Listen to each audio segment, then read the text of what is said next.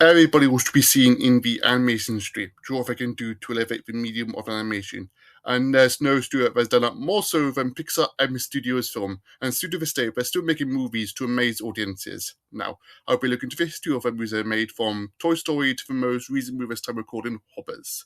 And since it's Pixar's 40th anniversary, I kind of think a perfect time to do so than now. Now, grab a chair, or as I proudly present to you, the history of Pixar Animation Studios Film.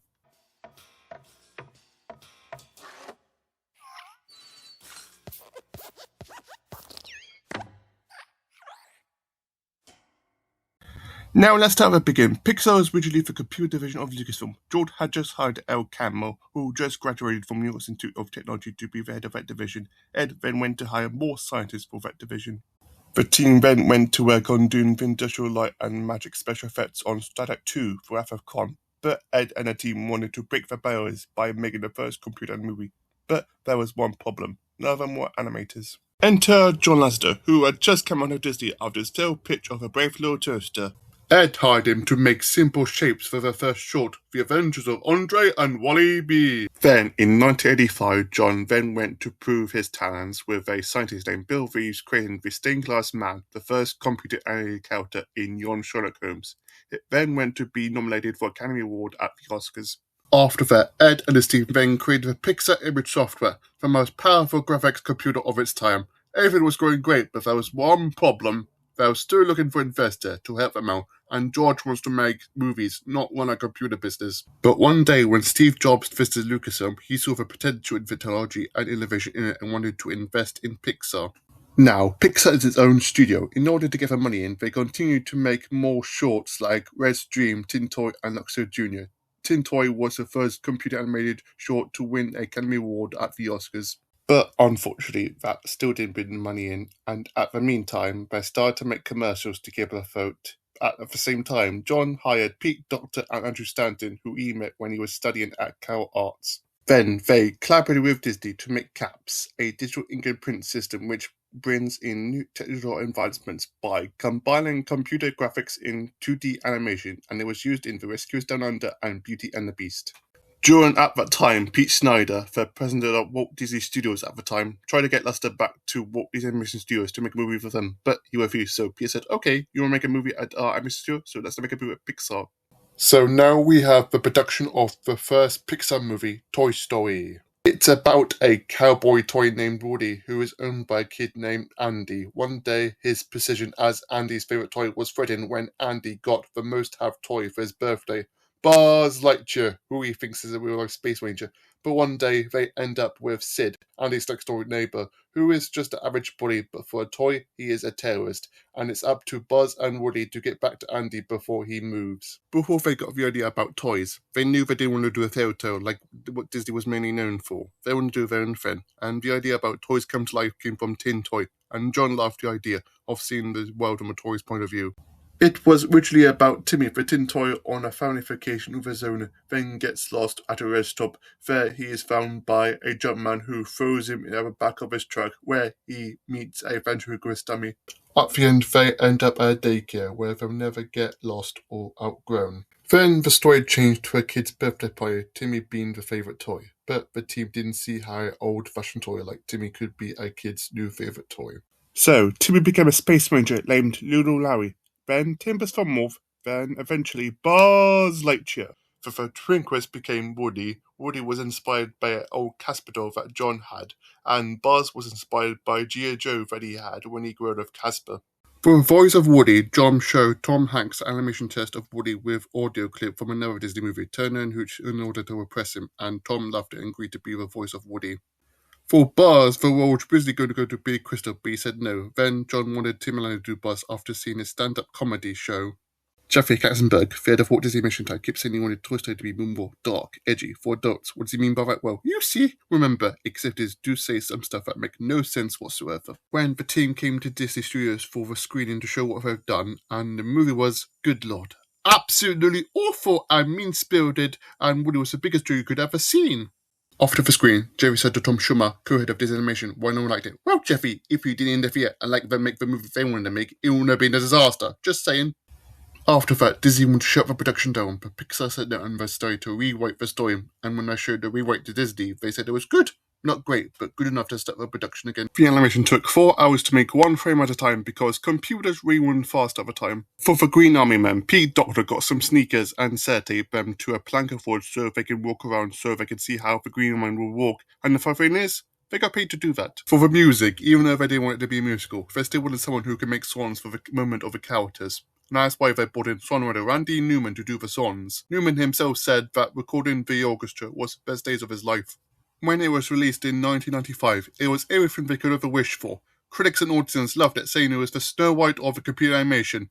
At the box office, it reached 191 million domestically and 363 million worldwide. After that, Pixar made Toy Story Treats, which was 10 to 30-second clips that would appear on ABC Saturday mornings. Also, there was Toy Story musical that appeared on the Disney Cruise Line from April 10, 2008 to May 7, 2016. Shortly after the movie's release, Disney opened Pizza Planet in Walt Disney World, which lasted from December 1995 to January 19, 2016. Also, Toy Story received the Special Achievement Award for being the first computer-animated movie, which John received at the Oscars.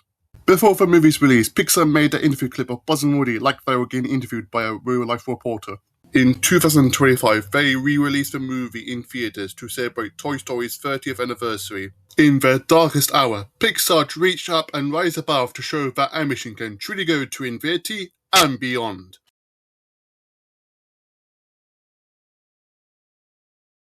Since Toy Story was a success, you would think they would be financially good, right? Well, you see, Disney got most of the profits while Pixar only got chunk change. Steve wanted to make sure that would never happen again. That's why he decided to make Pixar public.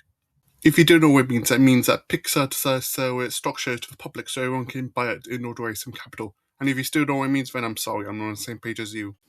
In the first year, Steve's investment from 10 million became 132 million. After that, Disney wanted to extend the contract. Steve said yes, but only if they could have 50-50 of the profits. And Disney said yes to the new deal. After they got a great new deal from Disney, they asked the scariest question of every filmmaker.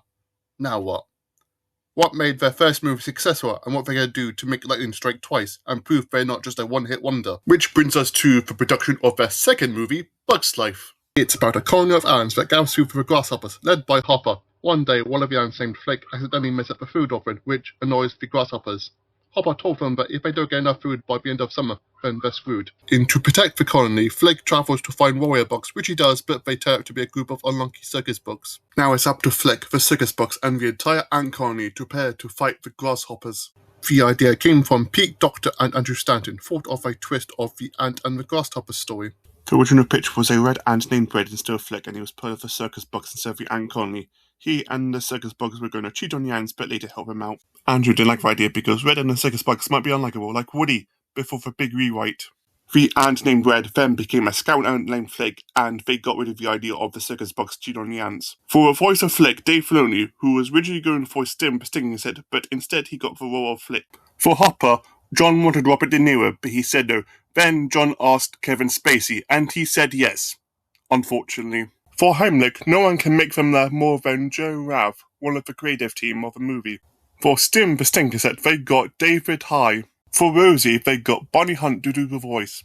For the animation, they had a micro camera and put it on a stick with Lego wheels so they can film their backyards so they can see what the world is like from a bug's point of view. The biggest challenge was how to animate a crowd of ants in one scene. The technology back then could only fit 50 acts maximum, one per frame before the computer explode. To solve that problem, Bill Reeves, one of the technical supervisors of the movie, proposed of having a crowd team, which will animate several groups of ants in each area and make them slightly different from each other. One of the deleted scenes was the original opening, which shows the history of the ant colony in the future. The team decided to take it out because it felt much like a fairy tale, and they didn't want in their movie. Before the release, they made a short named Gary's Game, which becomes a long Pixar tradition of having a short before you watch a movie. But there's one problem that Pixar has to face, and that is the release of DreamWorks' Ants. Despite leaving Disney, Jeffrey was good friends with John. When he and John talked about Bug's Life, Jeffrey asked John about the release of Bug's Life. Not knowing even, John told him. After that, John learned the animation studio Pacific Data Images that DreamWorks got is working on a movie about ants, which was very similar to Bug's Life. When John asked Jeffrey, he said they were inspired by a pitch from Tim Johnson and Natty Jacobson, and he said to John that he would stop the production of Ants if Pixar moves the release date of Bug's Life further away from the Prince of Egypt, which John said no. Jeffrey then would switch the release date of Ants from spring 1999 to October 2nd, 1998, several weeks before Bug's Life. But when Bug's Life was released, it had the last laugh. Critics said it was better or just as good as Ants. Other box office reached 162.8 million domestically and 363 million worldwide, more than double Ants made. The movie then went to be nominated for Best Score at the Oscars. After that, April 22nd, 1998, it's tough to be a bug opening Walt Disney World in Animal Kingdom, and it lasts until March 16, 2025. At Disneyland California Adventure, there was a Bugs Line which opened October 7, 2002, and lasted until September 4, 2028. In 2022, it came back to life as an Easter egg in an Ant-Man meet and greet where he tells the guests that he's built a theme park for his ants.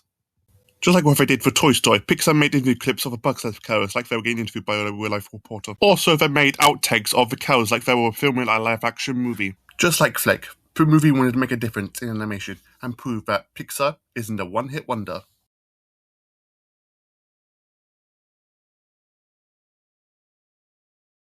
During the production of Bugs Life, Disney wanted Pixar to make a direct-to-video sequel of Toy Story, which brings us to the production of their third movie, Toy Story 2. It's always about Woody who's excited to go cowboy camp with Andy, but during playtime, Andy accidentally ripped Woody's arm a bit, and Woody was put on a shelf. One day, when Woody was rescuing a toy at the family yard sale, he was found by evil greedy toy collector named Owl, who stole him and is planning to sell him and Woody's remnant merch to a toy museum in Japan.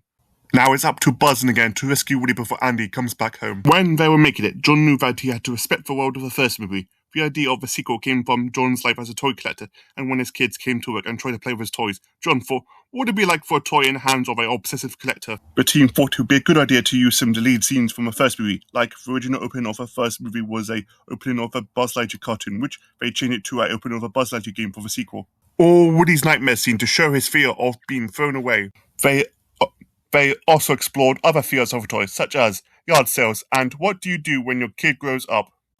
The inspiration of Wheatie came from a cow dog named Blinky from the cancelled Tin Toy Christmas special known as A Tin Toy Christmas. On November 1997, they showed to Disney at Pete Snyder what they'd done so far, and Pete thought it was very impressive what they'd done and thought the movie was good enough for theatre release. For the song When She Loved Me, Randy didn't think children would sit down during it, even if it made Tom and Tim cry. But after test screenings, he saw even the youngest of children sit down purposely captivated by the story, and he decided to keep it in the final movie. When production began, John wanted to find a new creative talent for the movie. He got the director animator from the first movie, Ashton Brennan from the first movie, and Lee Huntridge. But when John got back from his promotion tour of Bugs Life, the story was a mess, and the team decided to do a rewrite. And when I told Disney they wanted to do a rewrite, they said no, and that you don't have much time to do so anyway. Pixar is in crisis. Not only did Disney say no to the rewrite, but they only had 9 months to finish it. So they decided to say screw it and do the rewrite at John's house. It was go, go, go, full steam ahead, maximum overdrive. They were pushed to their limit. Some were overworked, some were scarred from experience, but eventually they finished it. When it was released, their hard work was worth it. The critics said that the movie was just as enjoyable as the first one, and the movie went to prove that sequels can be as good as the first movie. At the box office, it reached $245.8 million domestically and $497 million worldwide. The movie was nominated for several awards and won for the Best Original Song at the Oscars for When She Loved Me, and won it for the Best Motion Picture at the Golden Globes. In 2000, Disney Television released Buzz Lightyear Star Command, which had 2 seasons and it lasted to 2001. It is a spin-off of Toy Story, which is based off the Buzz Lightyear brand that Toy is based off. I know it sounds confusing, but trust me.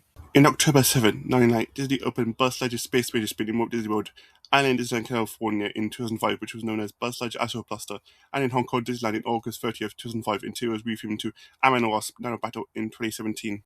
It is also at Tokyo Disneyland until it was closed in October 2024 to be a new regular attraction. And it's also at Disneyland Paris as Buzz Lightyear Laser Blaster, which opened in April 8, 2006. On October 2nd, 2009, the first and second movie were re-released in theaters in 3D to get people hyped for the third movie.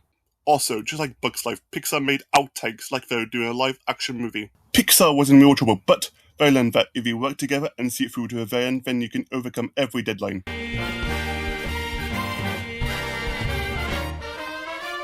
Yeah! That's it for part 1 of the history of Pixar. Go like, share, and subscribe. And next time, we'll be going to the directorial debut of Pete Docter and Andrew Stanton, and The Outsider will be directing an animated superhero movie.